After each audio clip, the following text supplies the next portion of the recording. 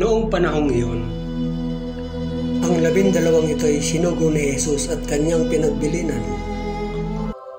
Huwag kayong pupunta sa lugar ng mga hentil o sa alinmang bayan ng mga Samaritano. Sa halip ay hanapin ninyo ang mga nawawalang tupa ng sambahayan ng Israel.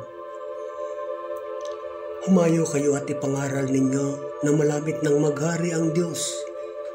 Pagalingin ninyo ang mga may sakit at buhayin ang mga patay.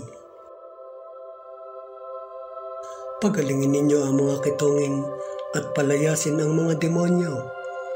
Yamang tumanggap kayo ng walang bayad, magbigay naman kayo ng walang bayad. Huwag kayong magdala ng salapi, maging ginto, pilak o tanso sa inyong mga lukbutan. Huwag din kayong magdala ng supot sa inyong paglalakbay, ni bihisan, pampalit na panyapak o tungkod, sapagkat ang manggagawa ay may karapatan sa kanyang ikabubuhay. At saan mang bayan o nayon kayo dumating, humanap kayo ng taong karapat-dapat pakituluyan at manatili kayo roon habang kayo nasa lugar na iyon. Pagpasok ninyo sa bahay, sabihin ninyo, maghari nawa ang kapayapaan sa bahay na ito. Kung karapat-dapat ng mga tao sa bahay na iyon, panatilihin ninyo sa kanila ang inyong bati.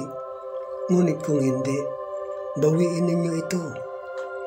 At kung ayaw kayong tanggapin o pakinggan sa isang tahanan o bayan, umalis kayo roon at ipagpag ang alikabok ng inyong mga paa.